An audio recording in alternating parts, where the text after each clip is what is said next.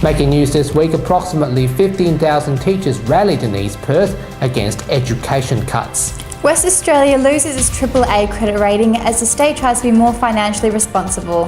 Refugee rights activist Victoria Martin interviewed regarding the plight of asylum seekers. And Chile celebrates its Independence Day.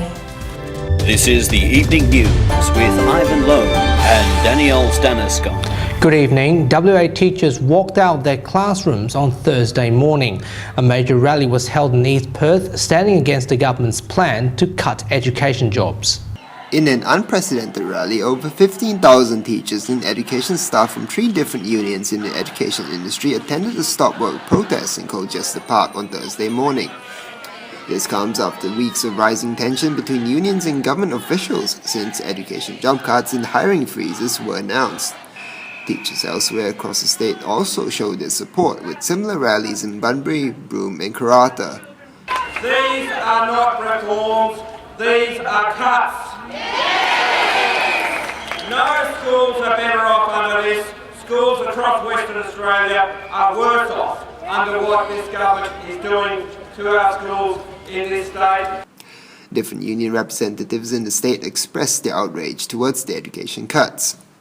The resolution endorsed by 15,000 people here today says that if the Barnett government does not reverse the budget cuts, we will be back. We all know that the early years of education are some of the key years in education. To take resources out of those early years shows that Mr Collier and Mr Barnett do not understand education. We're here today to say that public education is something that we hold dear. It is dear to our hearts, and Barnett now needs to turn around, come back to us and talk about reversing these cuts.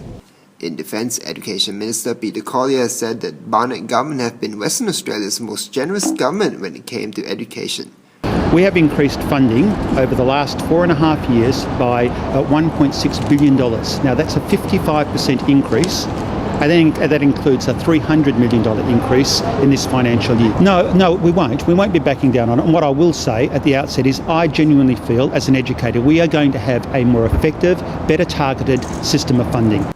In related news, a rally to protest against the Barnett government's policy to make 457 visa holders pay thousands of dollars for schools that are free for everyone else was held outside Parliament also on Thursday morning. The majority of these people are on average wages similar to Australian citizens, so it's not that they don't want to pay, the money just isn't there to actually pay $4,000 plus for education. Currently, a 457 visa holder would pay only $60 to send his child to a state school, but that figure would rise to $4,000 if the new policy is enforced. Shibs, WAMN News. Standard & Poor's has downgraded West Australia's AAA credit rating to AA+. Treasurer Troy Buswell said that the state government will look into selling assets to reduce debt. The state's Treasurer Troy Buswell faced the press on Wednesday afternoon, believing Standard & Poor's was correct in their analysis. I think it's a message to the government, and I think it's more broadly a message to the community that we have to understand the need to reform the government business model because the current business model is not sustainable. It's possible that the ambitious Elizabeth Quay project, airport rail and light rail construction might be put on hold as the government may be considering pulling back on some of the development plans. The rating downgrade will also mean that the state's government bond rates will go up slightly. Maybe in terms of infrastructure, we've been overly aggressive.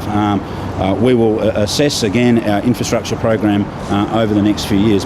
Mr Buswell said the government will look into selling assets to reduce debt, but refused to reveal further details. The opposition said that they had warned Mr Barnett about the increasing debt, but they were ignored. We've warned him year after year after year that we're on track to lose the AAA credit rating. He's ignored us, he's never limited himself to how he spends money, and ultimately here we are now. Martin Wilson, WAMN News. It's common for asylum seekers to arrive in Australia by boat. However, it's uncommon for 2 journalists to arrive along with the vessel. In this week's exclusive interview, I've talked to Victoria Martin from the Refugee Rights Action Network, who was lucky enough to drive both reporters from the airport. Victoria Martin, thanks for joining us. Thanks for having me. Tony Abbott's just gone to power. How concerning is it to you and your group? Well, it's obviously very concerning to those of us working in the refugee rights field. We're dealing every day with people in immigration detention and out on bridging visas who are, quite frankly, terrified at what the future holds for them and their families. In terms of the asylum seekers' arrival, it must have attracted quite a few attention because two of the journalists decided to go on board as well. That's right, they did, yes. Two journalists that were on contract to the New York Times made their way from Afghanistan to Jakarta and were able from there to hook up with people smugglers and get on a boat and make that dangerous boat journey and document it. And you were lucky enough to drive them to. How was that little particular journey? Well, it wasn't luck. It was actually a bit contrived. Myself and a few other of my colleagues from Refugee Rights Action Network surmised that they would probably be on the Thursday night flight back from Christmas Island to Perth. And so we arranged to meet them at the airport. There were a couple of journalists that also had that idea and attempted to interview them. I introduced myself to them at the airport, and then much to my surprise they knocked on my car window in an effort to avoid the journalists at the taxi stand and asked me if I'd give them a lift to their motel, which I did. Are they concerned with the problems of how Australia treats refugees?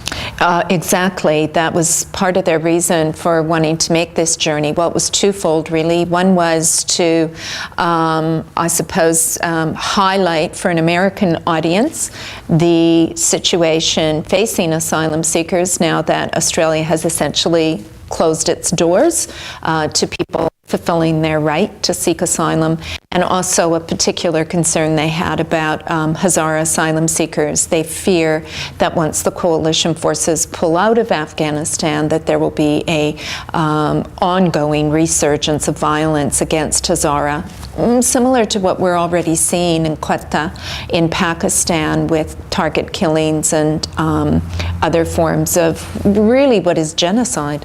The Environment Protection Authority has approved the controversial Road Highway Stage 8, which sparked criticism from both politicians and the community. More than 3,200 public submissions were made to the authority as they prepared the assessment report to the Environment Minister. Before the state election, Premier Colin Barnett has spoken of the importance of building the Road Highway extension.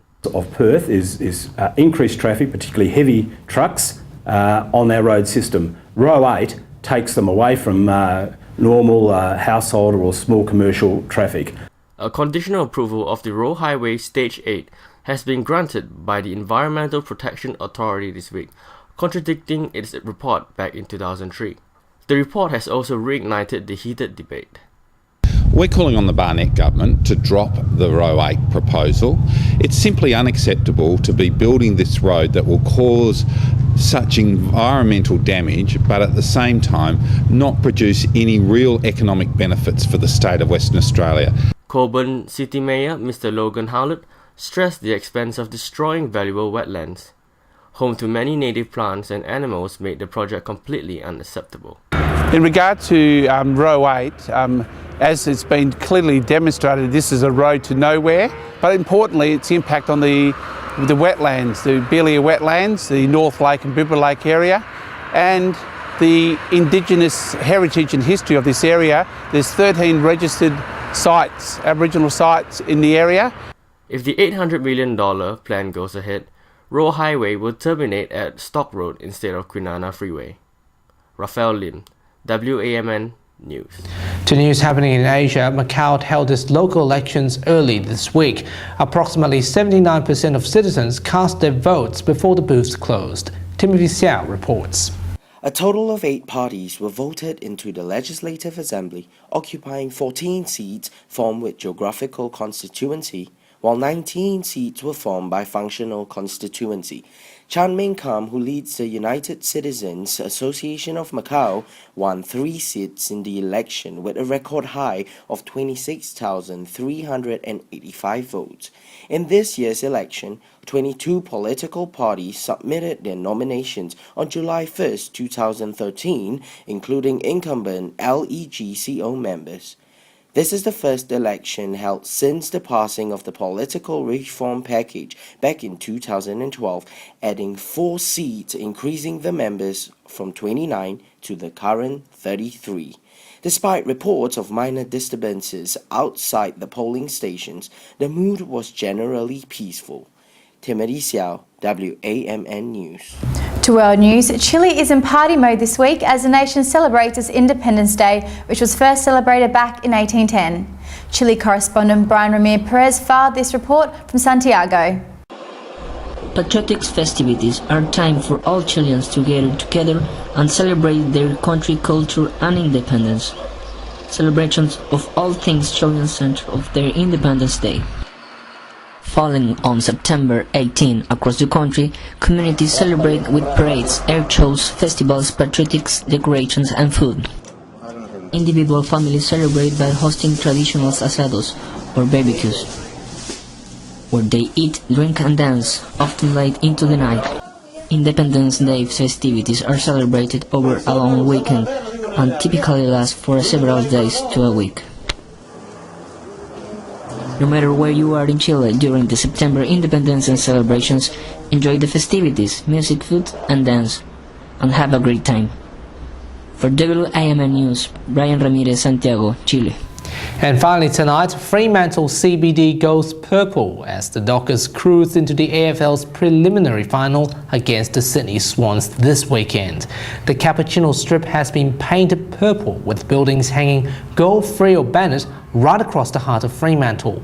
Well, the paint's been pretty challenging because it doesn't stop raining. We've had a very wet September and it's a chalk-based paint, so we need that to dry properly so it doesn't wash away. But we've been had the crews out there painting the Cappuccino Strip purple, and and I'll come back again and make sure we get that looking really good in time for the game. If the Dockers make it to the finals, the city will host a street party with a big screen TV showing the match live. We'll be watching the match next week. From the edge of my seat, yes. That's how the world looks tonight. More news on our website. We'll be back next week with another edition. Have a great evening. Good night.